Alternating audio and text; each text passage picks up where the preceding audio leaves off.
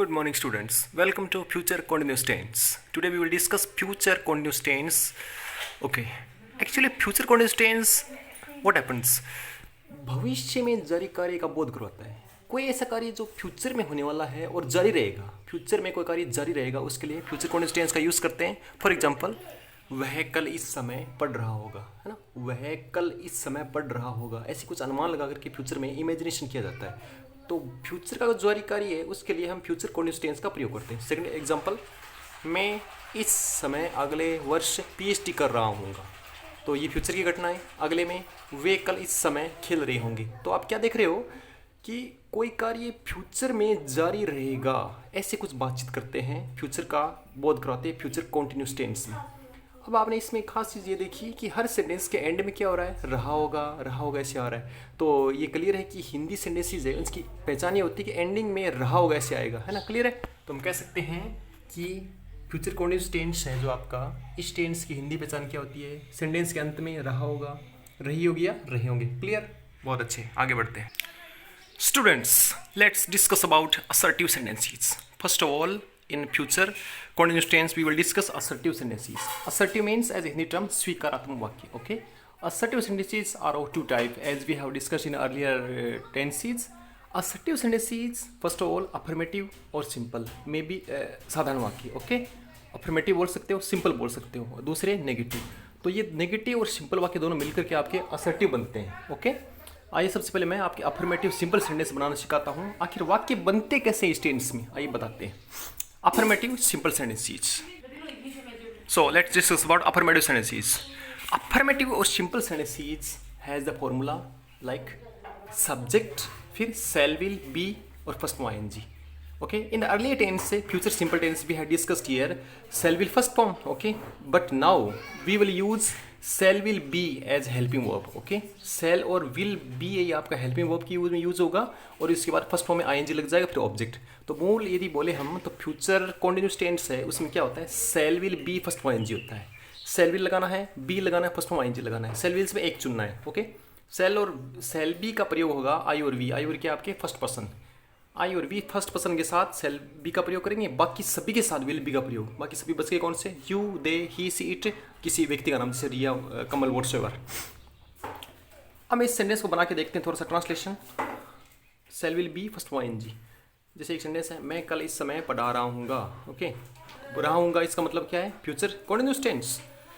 सो इसमें क्या करेंगे, मैं का हो गया आई, उसके बाद shall be, I shall be लगा दिया, teaching at this time tomorrow. तो ये कल इस समय इस टेंस का मुख्य मेन पॉइंट है, जो इस टेंस का मतलब एडवर्ब बोल सकते हैं।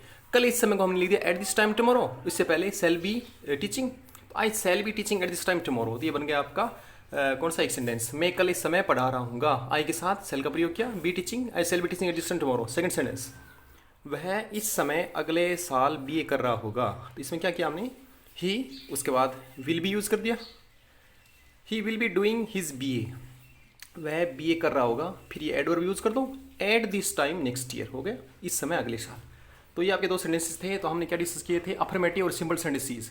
Basically I want to say only the clear thing that in this tense only shall be will be first ing is used. Okay, now I just come to assertive sentences, second portion, that is negative sentences. As negative sentences we will use the formula subject, shall will not be. Okay, shall will be जो है आपका, इसके बीच में note लगा देंगे और आपका क्या बन जाएगा, ये आपका बन जाएगा negative sentence. Okay, subject shall will be है, सेल और विल के बीच में नोट लगा देंगे, है ना। ये बी है, इसके बीच में नोट लगा देना है। और आपके असर्टिव सेंटेंस थे उनमें क्या था, सीधा सेल विल बी था, तो ये नोट यहाँ पे लगा देना है। क्लियर, जिनकी बड़ी साइकिलें होती है बड़ी, वहाँ पर पहली साइकिलें जो होती है उसके बाद नोट लगा देते हैं। क्लियर,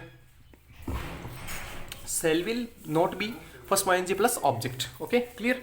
सेंटेंस बनाते हैं, वह कल इस समय नहीं खेल रहा होगा। क्लियर, वह कल इस समय नहीं खेल रहा होगा। तो आप इस सेंटेंस से ये तो क्लियर हो रहा होगा कि इस टेंस का एडवर्ब क्या होगा। इस टेंस का एडवर्ब ये होगा कि कल इस समय, अगले साल इस समय, ऐसे कुछ होता है ना। बनाएंगे, वह, ही, विल आ गया, नोट लगा दिया, विल नॉट बी प्लेइंग, वह नहीं खेल रहा होगा eight this time tomorrow. Clear. Next sentence, हम कल इस समय टेंस नहीं पढ़ रहे होंगे।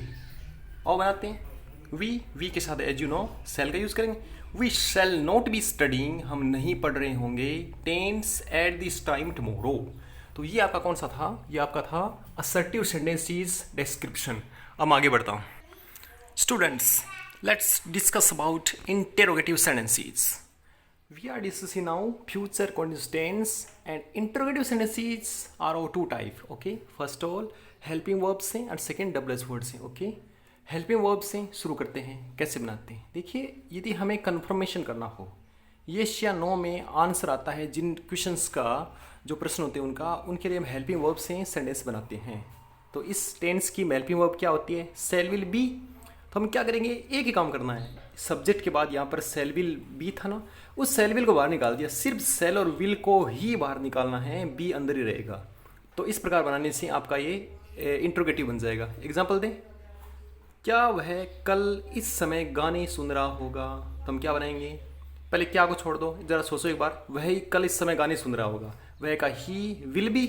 तो ही विल बी बनाया था ना, तो इस ही के यहाँ से विल को बाहर निकाल लिया है ना।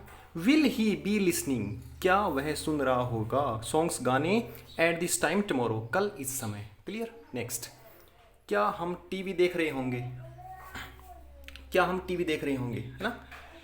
तो एक जरा इसको हटा दो, हम टीवी देख रहे होंगे। वी, फिर यहाँ पर shall be watching TV. Okay, तो इस सेल को यहाँ से हमने निकाल के यहाँ पे ले आए।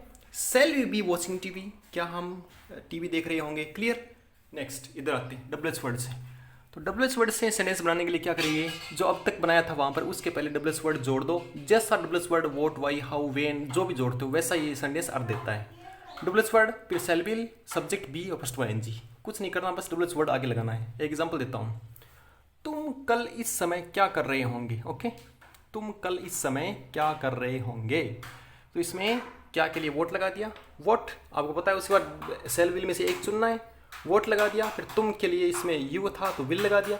Vote will you be doing at this time tomorrow. दोबारा देखते हैं, जरा इसको ऐसे देख लो। यू विल बी, ऐसे विल अंदर था, you will be doing at this time tomorrow, तो इस विल को बाहर निकाल दिया। Vote will you be doing at this time tomorrow. Clear? Next sentence, वह कल इस समय कहाँ जा रही होगी, है ना। तो एक जरा ऐसे देखें, इस कहाँ को जरा काट दो। वह कल इस समय जा रही होगी, जरा बना के देखो। वह कल इस समय जा रही होगी, तो ये बनेगा सी, मेरे साथ ट्राई करें। She will be going at this time tomorrow. तो इसमें ये विल को बाहर निकाल दिया और कहाँ के लिए क्या यूज कर दिया? वेर यूज कर दिया। तो where will she be going at this time tomorrow हुआ सेंटेंस।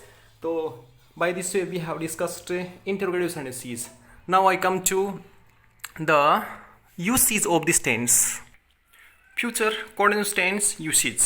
आइए पढ़ते हैं ग्रामेटिकल यूज़ क्या है इस टेंस का, ग्रामर में यूज़ कैसे करते हैं। करेक्ट फॉर्म से वर्ब पढ़ते हैं ना, उसके अंदर ये टेंस कैसे यूज़ होता है। देखिए, एक एडवर्ब है इसका। कौन सा एडवर्ब है? Eight this time plus tomorrow या नेक्स्ट डे, है ना। देखिए, एक जरा देखना, ये कौन सा है? टुमारो किस चीज़ को शो करता है? फ्यूचर सिंपल को। और नेक्स्ट डे आता है वो फ्यूचर सिंपल को, ऐसे बोलते हैं ना।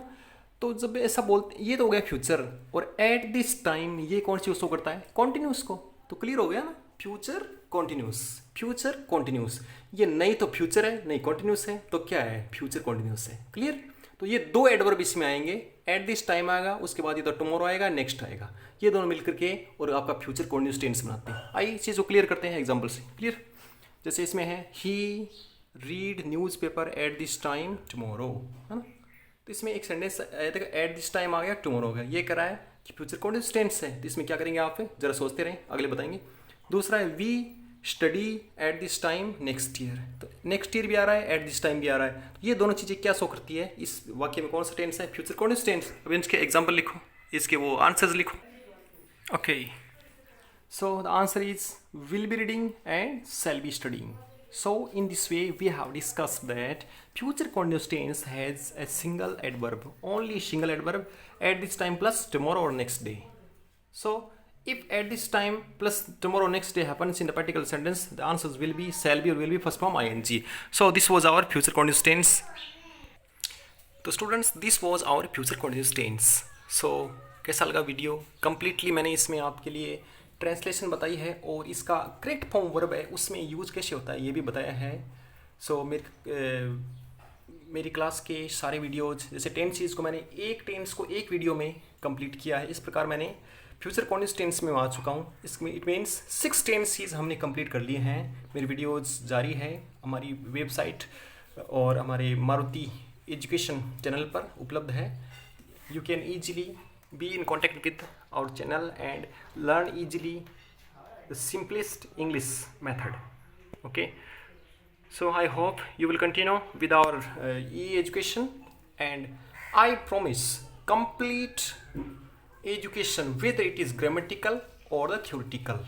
I will clarify it you whole year before you on this online education channel. Thank you.